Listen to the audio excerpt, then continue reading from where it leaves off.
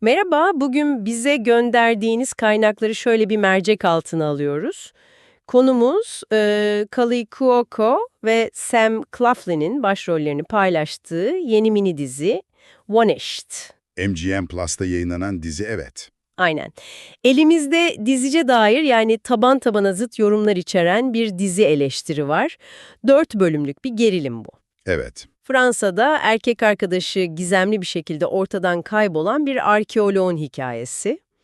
Kulağa oldukça tanıdık geliyor, değil mi? Hem de nasıl. Hani defalarca işlenmiş bir konu. Ama işte işin ilginç yanı da burada başlıyor.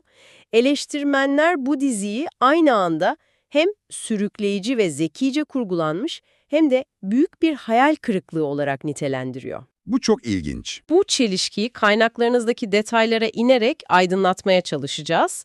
Aslında bu çelişkinin merkezinde çok spesifik bir zaman dilimi yatıyor. Dizinin son 10 dakikası. Neredeyse bütün eleştiriler ya bu noktada birleşiyor ya da tam bu noktada ayrışıyor. Her şeyin koptuğu an yani. Aynen öyle. Dizinin vaat ettikleriyle finalde sundukları arasında devasa bir uçurum olduğu konusunda bir fikir birliği var gibi. Bu yüzden bugün sadece bir diziyi değil, bir hikayenin sonunun o ana kadarki tüm izleyici deneyimini nasıl yeniden şekillendirebildiğini, hatta yok edebildiğini de inceleyeceğiz. Bu gerçekten de büyüleyici bir vaka analizi olacak bence. Harika bir çerçeve. O zaman en baştan başlayalım, konuyu biraz açalım. Dizi arkeolog Alice'in yani Kaley Cuoco'nun canlandırdığı karakterin erkek arkadaşı Tom ile Fransa tatilinde açılıyor. Sam Claflin oynuyor Tom'u da. Evet, trende bir yolculuk yapıyorlar. Alice uyuyakalıyor ve bir uyanıyor ki Tom yanında yok. Bavulu da kendisi de sanki buharlaşmış gibi. Klasik başlangıç. Tam bir klasik. Alice, yerel polise başvurduğunda ise bildiğimiz o duvarla karşılaşıyor. Polis, Tom'un onu basitçe terk ettiğini düşünüp olayı pek ciddiye almıyor. "Merak etmeyin hanımefendi, geri döner" tavrı. Aynen o tavır. Böylece Alice, yabancı bir ülkede dili bile doğru düzgün bilmeden tek başına gerçeğin peşine düşmek zorunda kalıyor. İşte tam bu noktada eleştirmenler arasındaki ilk ayrım başlıyor. Kolaydır'daki yazar mesela, bu son derece tanıdık sevdiğini arayan kahraman klişesinin dizi tarafından oldukça zekice kullanıldığını savunuyor. Nasıl yani? Yazara göre Vanished bu klişenin farkında ve onunla adeta dalga geçiyor. Özellikle Alice'in trende tanıştığı ve ona yardım eden araştırmacı gazeteci Helene karakteri bu kendini tiye alan yaklaşımın merkezinde duruyormuş. O karakter önemli yani. Çok önemli. Helen, Alice'in o tipik gerilim filmi sorularına, "Neden kimse bana inanmıyor?" gibi sorularına, "Çünkü bu bir film değil, hayatın gerçeği bu" der gibi alaycı ve gerçekçi cevaplar veriyor. Bu da diziye klişeleri tekrar etmek yerine onlarla oynayan keyifli bir tazelik katmış diyor eleştirmen. Ancak bu kendinin farkında olma durumu diğer eleştirmenler için hiç de aynı etkiyi yaratmamış anlaşılan. Hiç hem de. Leisure Byte ve The AV Club'daki yazarlar mesela konunun bariz, klişelerle dolu, hatta şaşırtıcı derecede saf olduğunu düşünüyor. Çok ağır eleştiriler. Hatta Leisure Byte'daki yazar o kadar iddialı ki Tom kaybolduğu anda dizinin sonunda ne olacağını milimi milimine tahmin ettim diyor. Bu bir gizem gerilim dizisi için herhalde yapılabilecek en kötü yorumlardan biri. Kesinlikle. Yani izleyici için çözülecek bir sır kalmadığını söylüyor resmen. The AV Club da bu eleştiriyi bir adım öteye taşıyor ve dizinin izleyicisine güvenmediğini söylüyor. İzleyicisine güvenmemek o nasıl oluyor? Sürekli olarak olay örgüsünü yeniden özetleyerek, karakterlerin motivasyonlarını tekrar tekrar dile getirerek izleyicinin zekasını hafife aldığını belirtiyor. Bu da bir süre sonra heyecanı ve gizem duygusunu tamamen öldürüyor diyor. Yani bir yanda klişelerle zekice oynuyor diyen bir eleştirmen, diğer yanda klişelere boğulmuş ve izleyiciye aptal muamelesi yapıyor diyenler var. Aynı başlangıç noktası, iki tamamen farklı yorum. Peki bir yandan bariz ve klişe deniyor ama diğer yandan Screen Rant'teki eleştirmen diziyi bir oturuşta bitirdiğini söylüyor. Bu iki zıt deneyimi bir araya getiren bir şey olmalı. Evet, orada birleştirici bir güç var. Sanırım cevap eleştirmenlerin neredeyse tamamının hemfikir olduğu o baş döndürücü tempoda gizli.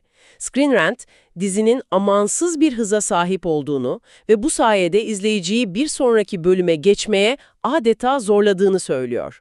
Binge watch dedikleri olay. Aynen. Hatta eleştirmen bu tarz adrenalin dolu bir gerilimin tam da bu şekilde tüketilmesi gerekir diyerek bu tek oturuşta izleme deneyimini övüyor. Evet, bu tempo dizinin en büyük kozlarından biri olarak öne çıkıyor ve bu tempoyu sırtlayan şey de performanslar. Özellikle de Kelly Cuoco ve Karin Viard arasındaki o kimya. O gazeteci karakteri. Evet, kolaydır bu ikiliyi hem sürekli atışan hem de sağlam bir dostluk kuran durdurulamaz bir güç olarak tanımlıyor.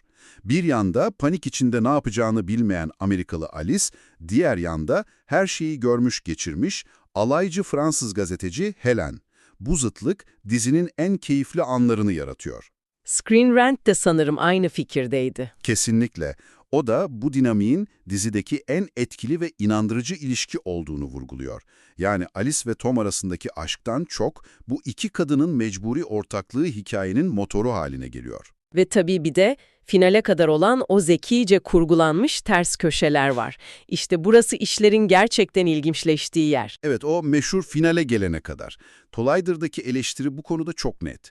Dizi son 10 dakikası hariç neredeyse mükemmel diyor. Her bölümün sonunda ortaya çıkan yeni bir bilgi veya bir karakterin göründüğü gibi olmadığının anlaşılması anlatıyı sürekli sıfırlıyor. İzleyiciyi sürekli tetikte tutuyor yani. Aynen. Ekranda gördüğünüz hiçbir şeye veya hiç kimseye güvenemiyorsunuz. Bu sürekli güvensizlik ve merak hali, o amansız tempoyla birleşince konusu ne kadar tahmin edilebilir olursa olsun sizi ekrana bağlıyor. Ancak bu hızlı tempo ve sürekli ters köşelerin bir bedeli olmuş gibi görünüyor. Eleştirmenler bu hızın karakterleri ve olay örgüsünü yüzeysel ve içi boş bıraktığı konusunda neredeyse tamamen hemfikir. Yani bir şeyi kazanırken diğerini feda etmişler. Aynen.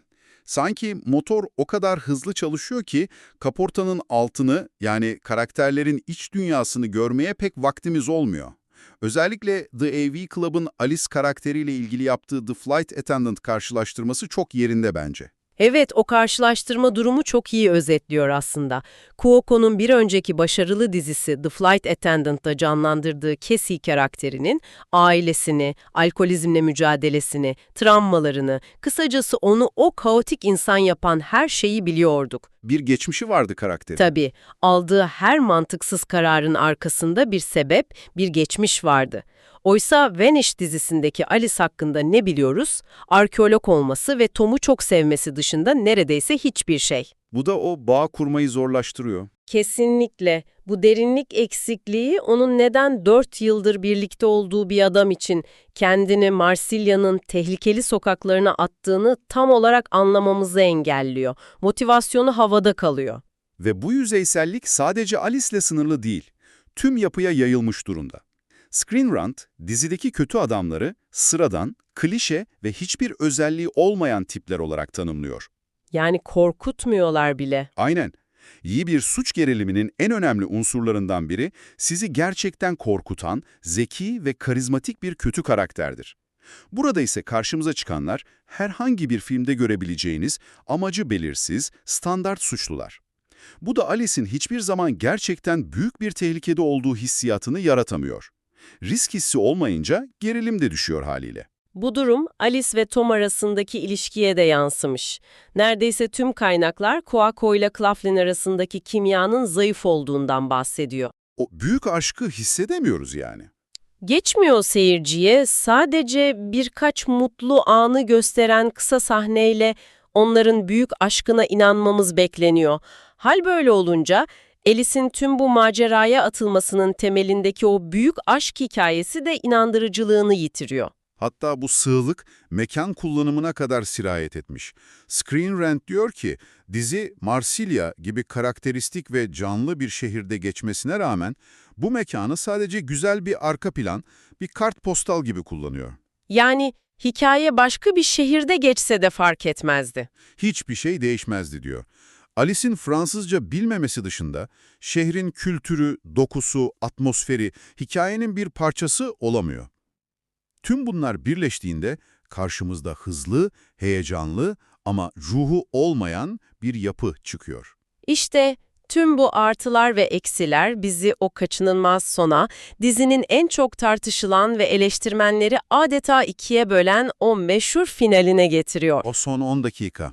Hızlı, iyi oynanmış ama içi boş bir yolculuğun son durağındayız. Ve görünüşe göre bu durak bir enkaz alanı gibi. Kesinlikle öyle. Collider'ın eleştirisi bu konuda olabilecek en net ve sert ifadeyi kullanıyor.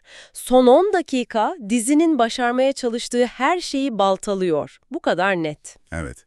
Finaldeki o büyük hamlenin sarsıcı ve tutarsız olduğunu belirtiyor. Eleştiriye göre asıl sorun bu finalin dizinin o ana kadar ciddiyetle işlediği insan kaçakçılığı gibi ağır ve karanlık bir konuyu bir anda ciddiyetsizleştirmesi. Yani tonu tamamen değiştiriyor. Aynen.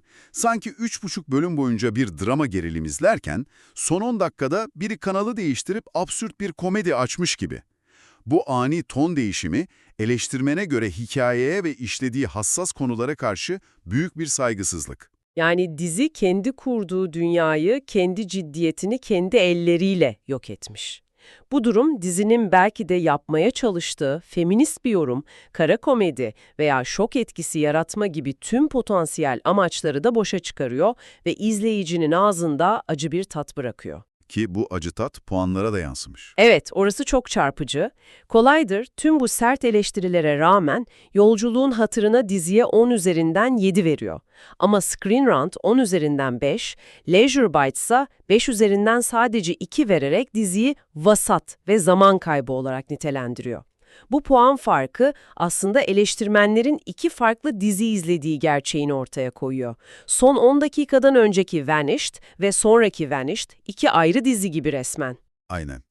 Bir tarafta kusurlarına rağmen sürükleyici, tempolu ve iyi performanslara sahip bir gerilim var.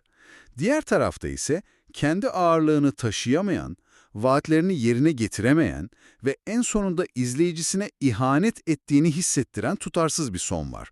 Ve anlaşılan o ki bazı eleştirmenler için bu ihanet önceki tüm iyi şeyleri geçersiz kılmaya yetmiş. Özetle, Vanished size son derece hızlı, bol virajlı ve Kaley Cuoco ile Karin Viard ikilisinin dinamizmi sayesinde oldukça sürükleyici bir gerilim yolculuğu vaat ediyor. O ikili gerçekten taşıyor diziyi. Kesinlikle.